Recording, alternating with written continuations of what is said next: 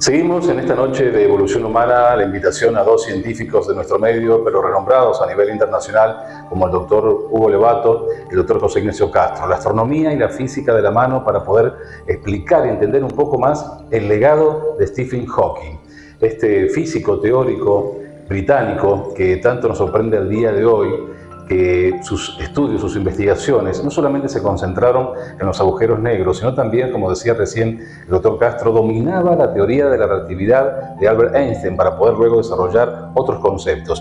Y la pregunta, no sé quién quiere tomar la primera parte, es ¿qué nos aporta el conocimiento que nos dejó Stephen Hawking, luego con aportes también de otros científicos? ¿Qué nos aporta conocer sobre los agujeros negros? ¿Es simplemente satisfacer nuestra curiosidad o vamos entendiendo también el origen, el desarrollo del universo?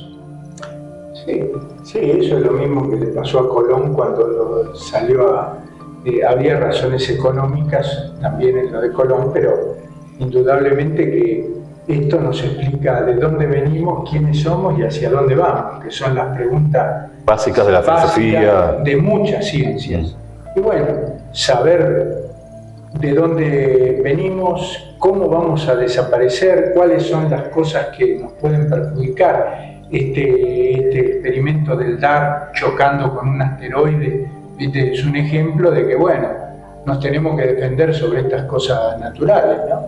Claro. Sí. En mi opinión, lo más importante en todo esto es que los agujeros negros son parte importante de la estructura del universo. Vos nos comentabas hace un momentito que es probable que en cada núcleo galáctico haya un agujero negro, y es probable también que el tipo de estructura de las galaxias dependa de la existencia de ese agujero negro. Y el tipo de estructura de las galaxias tiene que ver con su antigüedad, tiene que ver también con la formación de las estrellas que ha tenido. Entonces seguramente los agujeros negros tienen mucho que ver con la aparición de los diferentes sistemas estelares que conforman las galaxias y también dentro de esos sistemas estelares la formación de los sistemas planetarios, y también tiene que ver con nuestra aparición acá en el planeta Tierra, de manera que conocer cómo se comportan estos objetos.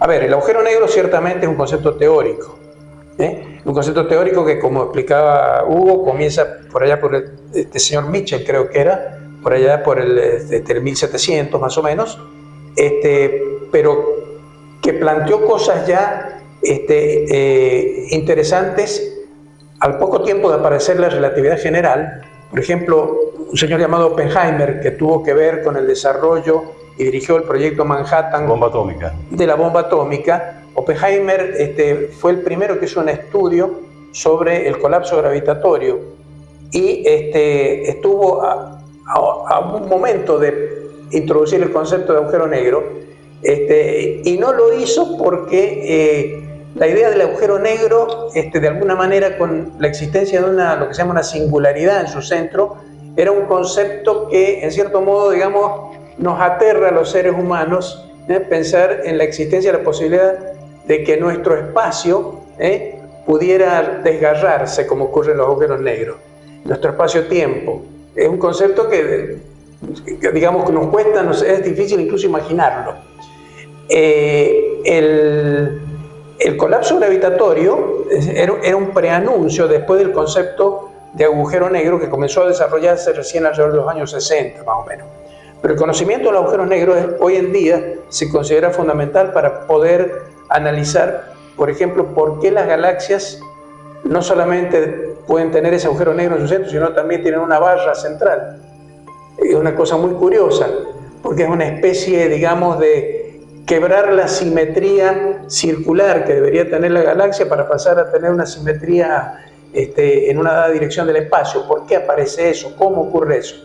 Bueno, y cómo de eso depende la estructura de los brazos espirales, en fin, todo lo que tiene que ver con la cosmología depende mucho de si podemos entender cómo funcionan estos agujeros negros. Entonces yo creo que en ese sentido es muy importante. ¿Qué otro aporte a nivel astronómico, Hugo, hizo Stephen Hawking más allá de los agujeros negros? Porque hay también una serie de elementos a tener en cuenta de los años que le dedicó a esta conjunción de la física clásica, la física cuántica y la astrofísica. Sí, él fue quizá el primero que trató de encontrar una relación entre la teoría de la relatividad y la mecánica cuántica. Normalmente es un problema que ha tenido la ciencia desde un primer momento que se descubrieron estas cosas. La mecánica cuántica se dedicaba a estas partículas infinitesimales, digamos, son muy pequeñitas, y después estaban las leyes que regían el universo. Y entonces él pensó que había que unificar estas cosas. La teoría del todo. La teoría del todo. Esa es una de las cosas en las que él trabajó. Por supuesto que él escribió muchos libros, tanto profesionales como de divulgación, partiendo del Big Bang. El concepto de tiempo es un concepto difícil, porque ¿qué es el tiempo? Cuando le preguntaron a Einstein qué era el tiempo, lo contestó jocosamente, pero el tiempo demostró que en parte tenía razón, porque él dijo, es lo que te marca el reloj que vos tenés delante tuyo. Y en parte tiene razón, el tiempo es lo que te marca el reloj delante tuyo. Ahora, que ese tiempo puede contraerse por las cuestiones ligadas con la velocidad a la que uno viaja. Ya agregamos elementos al tiempo, entonces, variables. Ahí podemos tener en cuenta qué es lo que puede pasar con una persona. Nosotros teníamos en la facultad, yo en La Plata lo teníamos, cuando yo estudiaba, un ejemplo de un viaje a Aldebarán, me parece, que estaba del orden de 32 años luz, quizá no era Aldebarán, pero era una estrella muy conocida. Y entonces la persona viajaba a Aldebarán no a la velocidad de la luz, sino a una velocidad cercana a la de la luz, pongamos 290.000 kilómetros. Y entonces el tipo iba, volvía, y cuando estaba de vuelta, las personas que estaban acá habían envejecido 64 años. Y para él habían pasado 6 años y medio.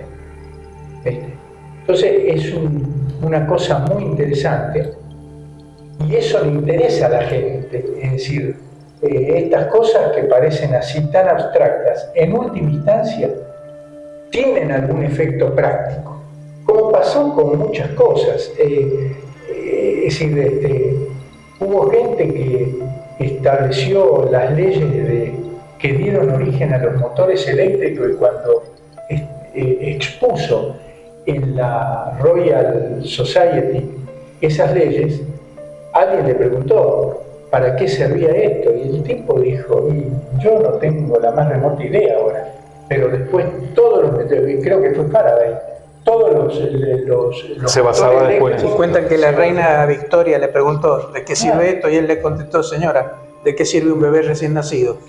Nada. Hay que dejarlo que crezca. Claro, hay que dejarlo que crezca.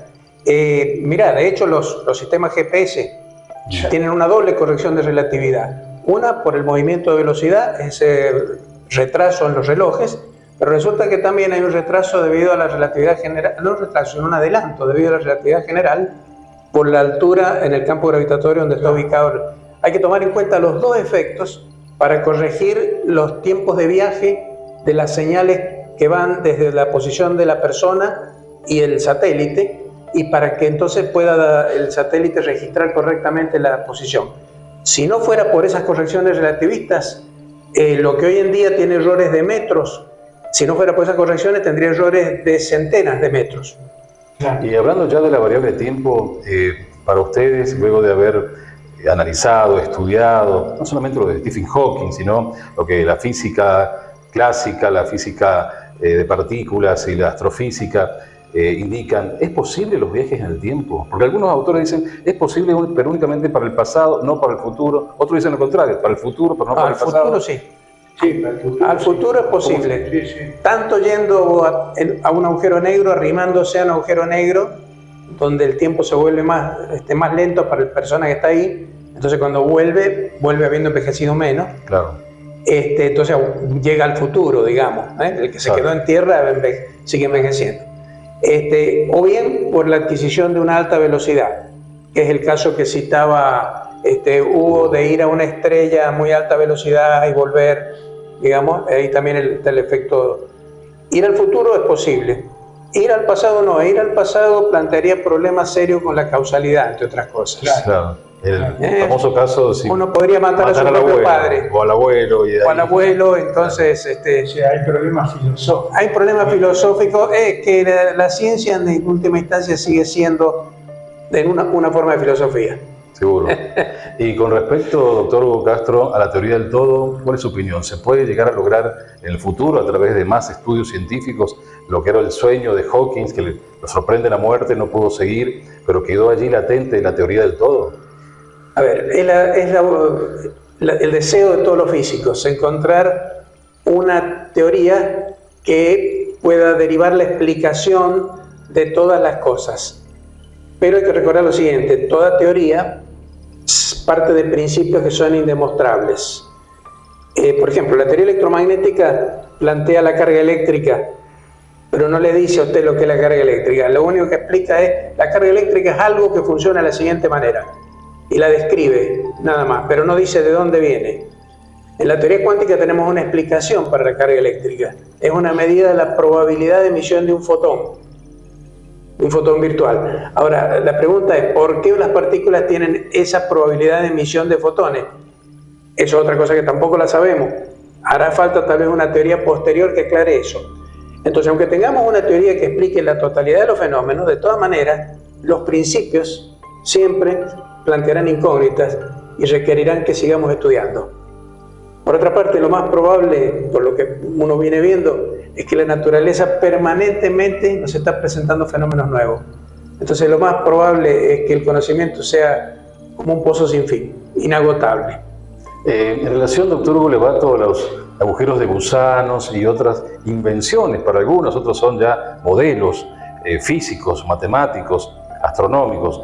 Esto que uno ve por allí en libros más de ciencia ficción que de ciencia, ¿existen o podrán existir estos modelos en el futuro en la realidad? Agujeros de gusanos, por ejemplo. Bueno, es que matemáticamente se está demostrado que pueden existir multiversos, varios universos y que pueden estar unidos, pero es justamente un estudio teórico.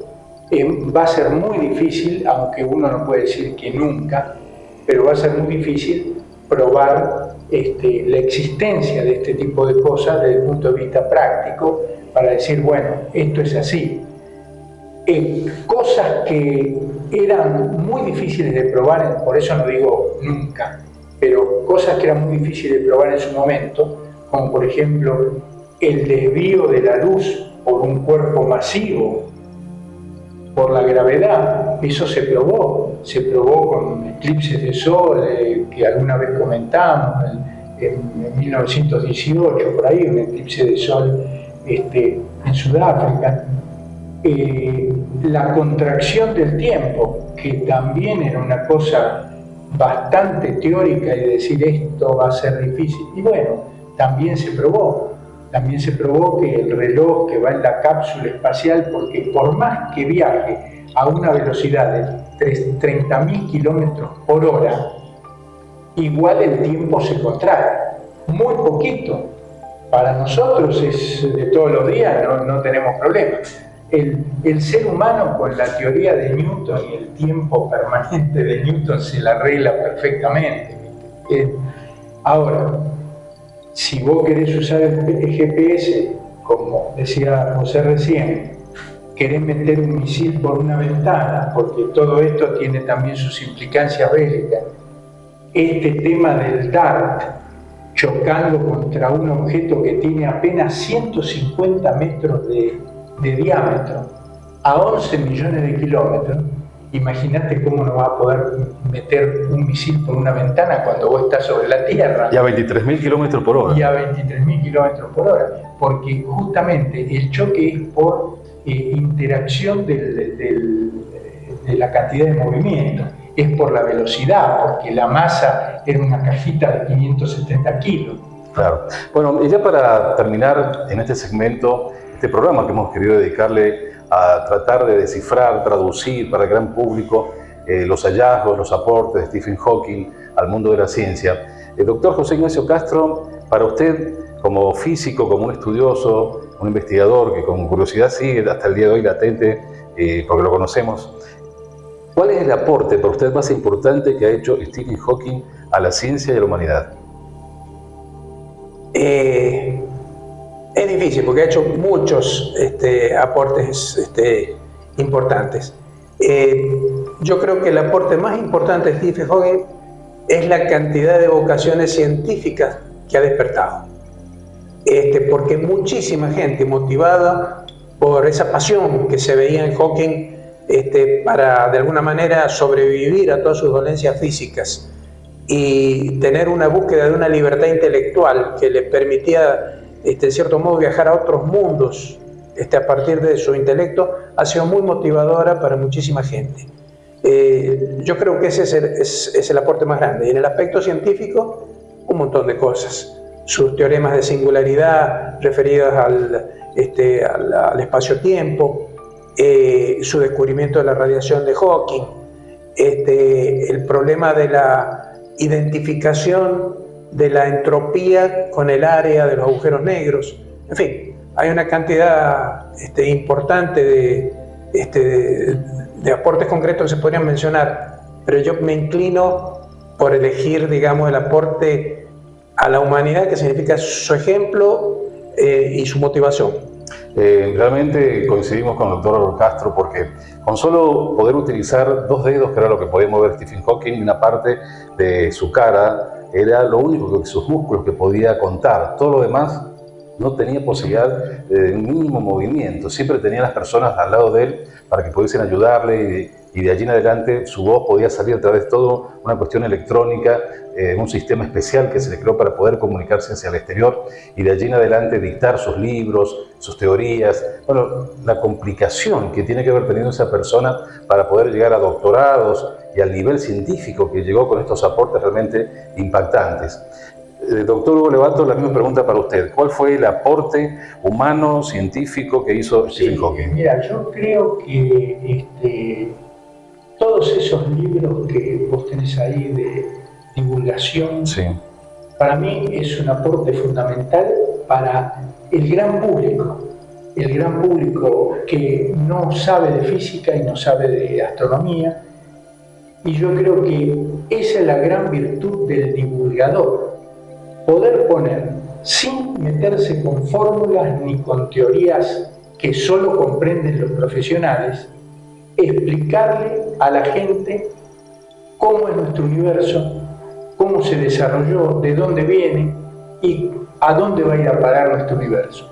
Estos grandes divulgadores siempre decían que uno no tiene que ser doctor en medicina para saber de las enfermedades del cuerpo humano. Bueno, lo mismo pasa con la astronomía. Uno no tiene por qué ser astrónomo o físico para entender este tipo de evolución. Simplemente tiene que tener la capacidad didáctica y pedagógica como para explicar estos eventos y fenómenos al gran público. Y eso es lo que dice también José, que atrae muchas vocaciones, porque la gente se interesa y entonces después va profundizando y se interesa más y por ahí termina siendo un estudiante universitario recibido en estos temas, ¿no? Bueno, hemos querido esta noche dedicarle todo el programa a Stephen Hawking, pero de la mano de 2 científicos que son 2 amigos del programa porque siempre han estado atentos y han participado activamente, tanto el doctor José Ignacio Castro como el doctor Hugo Levato, la física, la astronomía. No podemos obviar estar con estas 2 actividades porque Stephen Hawking, como un gran científico, llevaba adelante sus investigaciones con partes de una ciencia de otra, porque, bueno, la teoría del todo es eso, tratar de que todo lo que el ser humano ha ido sacándole los secretos de la naturaleza y descubriendo a través de siglos de investigación, de científicos, de premios Nobel y de la gente que está por allí sola, quizás en un laboratorio, en un observatorio astronómico, pero hace su pequeño aporte para el desarrollo de la ciencia. Y nosotros, la divulgación es esta, traer a nuestros científicos y tratar de descifrar lo que los libros también de divulgación dicen, y que el sanjuanino por allí necesita también un apoyo de otro sanjuanino que le explique, porque somos así, necesitamos que los sanjuaninos nos expliquen los temas internacionales y que hacen a toda la humanidad.